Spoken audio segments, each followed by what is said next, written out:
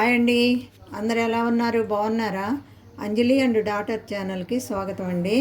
ఈరోజు వీడియోలో మనకు పెళ్ళిళ్ళల్లో దొండకాయ ఫ్రై చేస్తారు కదండి, సేమ్ అలాంటి దొండకాయ ఫ్రై ఎలా తయారు చేయాలో నేను చేసి చూపిస్తానండి. ముందుగా దొండకాయ వేపుడికి కావాల్సిన ఐటమ్స్ ఎంతెంత కావాలో చూపిస్తానండి. దొండకాయలు 1/2 కేజీ తీసుకున్నానండి. తర్వాత పల్లీలు ఒక 2 స్పూన్లు, కొంచెం ఒక 1/2 స్పూన్ ధనియా పొడి, ఒక స్పూను ఈ జీడిపప్పు, ఒక 4 వెల్లుల్లి రెబ్బలు, కొంచెం కొత్తిమీర, ఒక రెబ్బ కరివేపాకు, కారం మన టేస్ట్కి సరిపడా, పచ్చిమిర్చి ఒక 3, జీలకర్ర ఒక 1/2 స్పూన్, సాల్ట్ కూడా మీ టేస్ట్కి సరిపడా వేసుకోవచ్చండి. అలాగే ఎండు కొబ్బరి ఒక చిన్న ముక్క అండి. అలాగే పెద్దల్లిపాయ, దీంట్లో 1/2 అయితే సరిపోతుందండి. మనం 1/2 కేజీ దొండకాయలు తీసుకున్నాం కదా, నా దగ్గర అన్నీ పెద్దవి ఉన్నాయి, అందుకని అది చూపిస్తున్నాను. మీడియం సైజు ఉల్లిపాయ ఒకటైతే సరిపోతుందండి. తర్వాత ఈ దొండకాయ ముక్కలు వేపడానికి సరిపడా ఆయిల్ అండి. ముందుగా దొండకాయల్ని ఒక 1/2 గంట నీళ్ళల్లో ఉప్పేసి నానబెట్టి శుభ్రంగా కడుక్కోవాలండి. కడుక్కున్నాక నేను ముక్కలు చూపిస్తానండి ఎలా కోసుకోవాలో.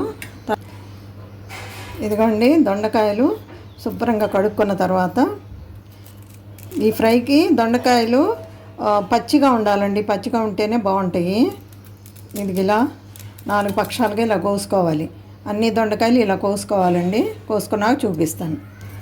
దొండకాయలన్నీ ఇలా సన్నగా పొడవుగా ముక్కలు తరుక్కున్నానండి. అలాగే ఉల్లిపాయ కూడా, ఈ పచ్చిమిర్చి, కొత్తిమీర, కరివేపాకు కూడా శుభ్రం కడిగి రెడీగా పెట్టుకున్నాను. ఇప్పుడు ఇదిగోండి స్టవ్ వెలిగించి నూనె పెట్టానండి. నూనె ఇప్పుడు వేడెక్కింది. ఈ తరిగి ఉంచుకున్న దొండకాయల్ని నూనెలో వేద్దామండి.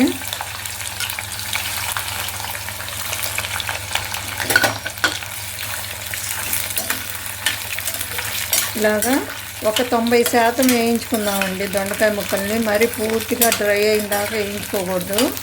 కొంచెం ఒక 90% వేయించుకుంటే మెత్తగా బాగుంటాయండి.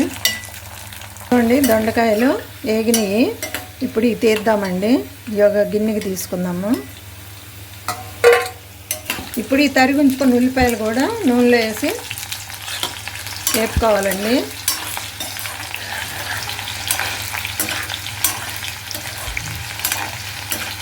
ఉల్లిపాయలు కూడా అంతేనండి, బాగా వేగాల్సిన పని లేదు. కొంచెం ఒక 98% వేగితే సరిపోతుంది. ఇవ్వండి ఉల్లిపాయలు కూడా వేగాయండి. ఈ ఉల్లిపాయలు కూడా తీసుకుందాము.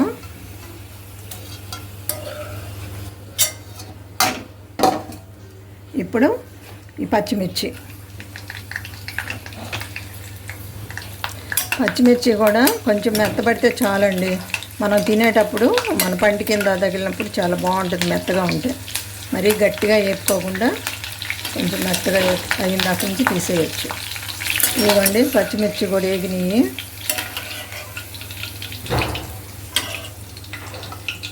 ఇప్పుడు స్టవ్ సిమ్లో పెట్టుకొని పల్లీలు కూడా వేపుకోవాలి. ఇవ్వండి పల్లీలు వేగిపోయినాయి. అలాగే జీడిపప్పు పలుకులండి, పలుకులు చేసి వేసుకోండి బాగుంటుంది. జీడిపప్పు కూడా వేగిపోయినాయండి, ఇవి కూడా తీసుకున్నాము. అలాగే స్టవ్ ఆపేసి ఆ వేడి నూనెలోనే కరివేపాకు కూడా వేగిపోయిందండి. ఇది కూడా తీద్దాము. ఇప్పుడు ఇవన్నీ వేపుకున్నాం కదండి, దీంట్లోకి కారపొడి తయారు చేసుకుందామండి. వీటిలో కలపడానికి ఒక మిక్సీ జార్ తీసుకొని కొబ్బరి ఇలా సన్న ముక్కలు తరిగేసి పొడవుగా, జీలకర్ర, వెల్లుల్లి రెబ్బలు, మన టేస్ట్కి సరిపడా కారం, ఉప్పు, ధనియా పొడి ఒక 1/2 స్పూన్ ధనియా పొడి, ఇవన్నీ వేసినాక మిక్సీ పట్టుకుందామండి. మిక్సీ పెట్టాక చూపిస్తాను. ఇదిగోండి ఇలా పట్టుకోవాలండి.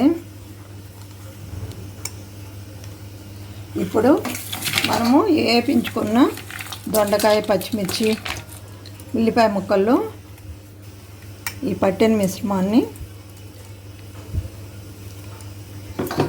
వేసి ఇలా ముక్కలకు పట్టేట్టు బాగా కలుపుకోవాలండి.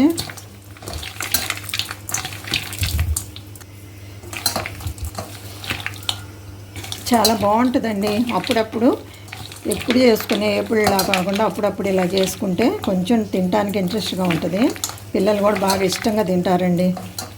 ఇప్పుడు ఈ కారం ఇలా కలుపుకున్న తర్వాత కడిగి సన్నగా తరుక్కున్న కొత్తిమీర కూడా వేద్దామండి. కొత్తిమీర కూడా వేసి ఇలా కలుపుకోవాలండి. ఇంతేనండి, మనకి పెళ్లి భోజనాల్లో వేసే దొండకాయ వేపుడు ఇంతేనండి. చూడండి ఎంత బాగుందో, టేస్ట్ కూడా చాలా బాగుంటుందండి. మీకు గనక నచ్చితే ఒకసారి మీరు కూడా ట్రై చేసి చూడండి. చూసారు కదండి, మన పెళ్లి భోజనాల్లో వడ్డించే దొండకాయ వేపుడు ఎలా చేయాలో. నచ్చిందండి మీకు? నచ్చితే మా వీడియోని లైక్ చేయండి, షేర్ చేయండి, మర్చిపోకుండా మా ఛానల్ని సబ్స్క్రైబ్ చేసుకోండి. మా వీడియో చూసినందుకు మీ అందరికీ ధన్యవాదాలు.